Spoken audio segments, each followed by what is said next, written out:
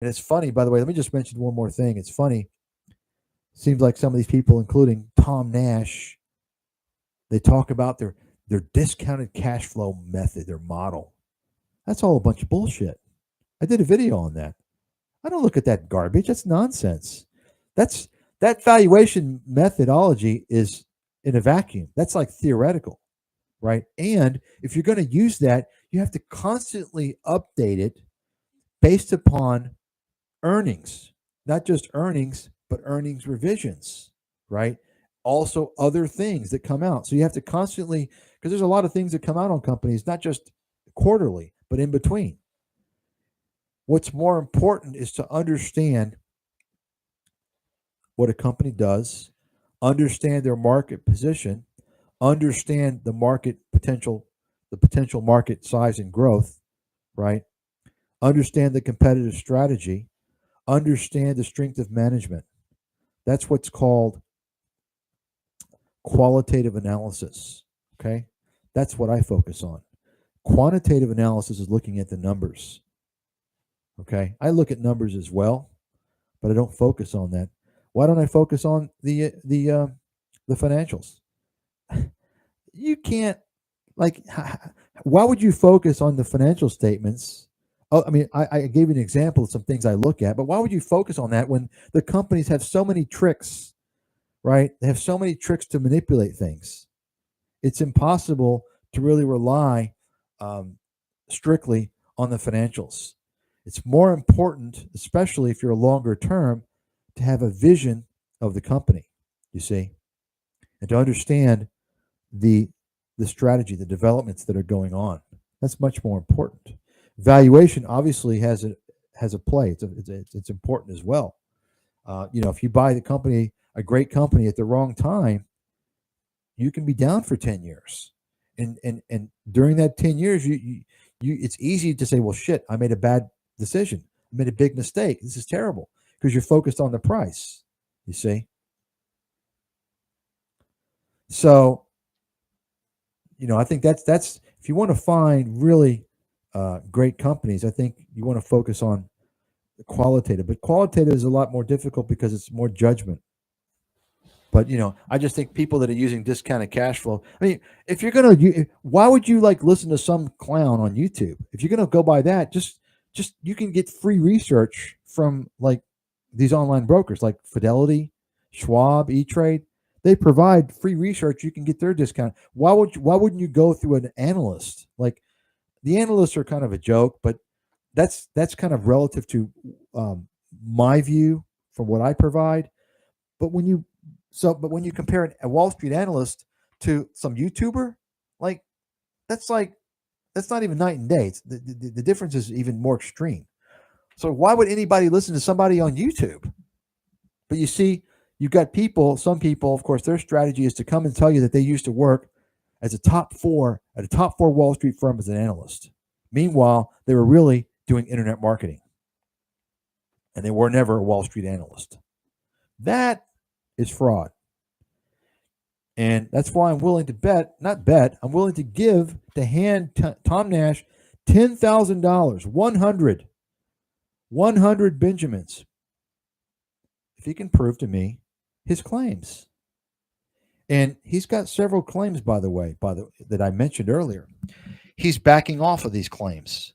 Before, he mentioned that he had an MBA degree. I can guarantee you he doesn't have an MBA degree unless it's through University of Phoenix online. Okay. Garrett, there's no way. I don't even think he went to University of Michigan, which, if that's what you want to like tout as your big thing, wow. Why is he wearing his Michigan shirt every single day? It's kind of a subconscious thing, right? Irrespective of any of that, the guy is completely clueless. Absolutely clueless. And what he's doing, this is why I've come after him more than, say, Meet Kevin. Maybe I'll go after Meet Kevin more in the future. But what Tom Nash is doing, he's making these claims as a way to make money. And if these claims are not true, it's pure fraud. Now, Tom, I believe, is hiding out in Tel Aviv. He's in Israel. So he probably feels protected. You see, it's just disgusting to me. But once again, it's a circle jerk. A lot of these guys, they're in the same circle, folks. Just all you got to do, if you want to see the whole army, is see who they hang out with. Okay, see who they're rubbing shoulders with. It's a big network. I'm telling you. I knew this. I know how this stuff works. I saw the same thing when I exposed all these gold pumpers many, many, many years ago. They work. It's the same deal. Remember, con artists work in networks. They work in syndicates because the impact is much stronger that way. So if you're in a network, if you're a con man and you're kind of rubbing shoulders with other con artists, the audience is going to kind of stick with your stuff. And if they're going to veer off into other stuff, they're going to veer off into your network. So they stay contained in that whole disinformation network, and they can never break out and see what's going on. You see, that's why they do that. FYI.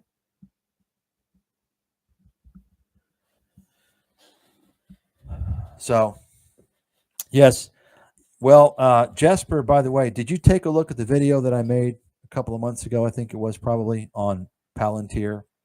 Well, I don't think I'd label it Palantir. It was a Tom Nash video, and I actually showed how Mr. Karp unloaded more than $1 billion, I think it was, of Palantir stock last year.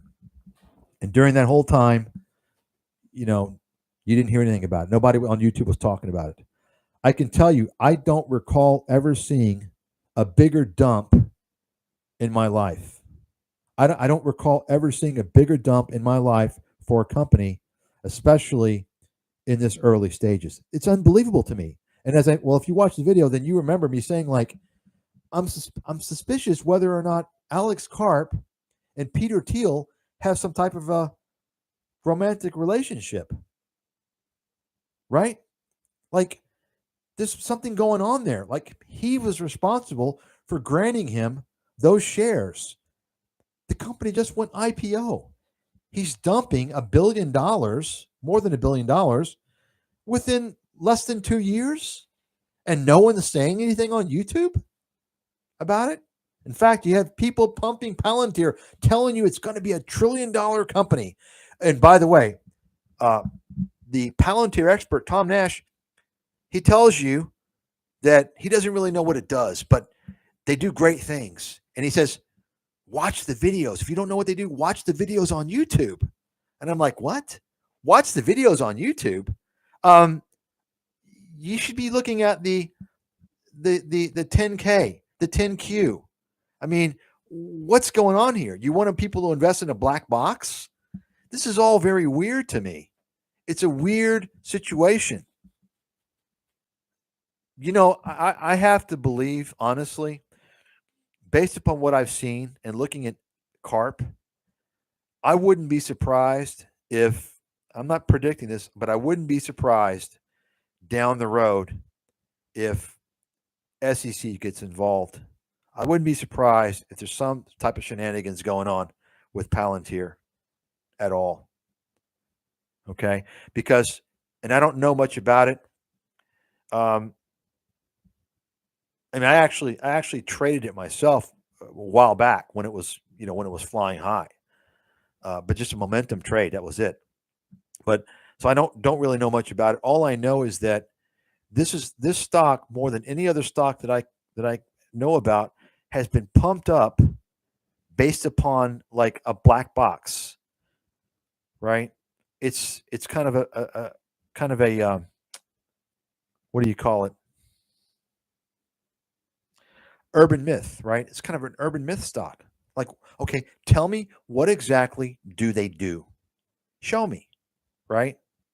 And as I mentioned in one of the videos, you would think if Palantir is this company that's so valuable for the CIA and the U.S. military, like, don't you think the stock would be taken off with the war between Russia and Ukraine and the increasing geopolitical aggressiveness made by China in East Asia? Like, this is their best time, it should be, right?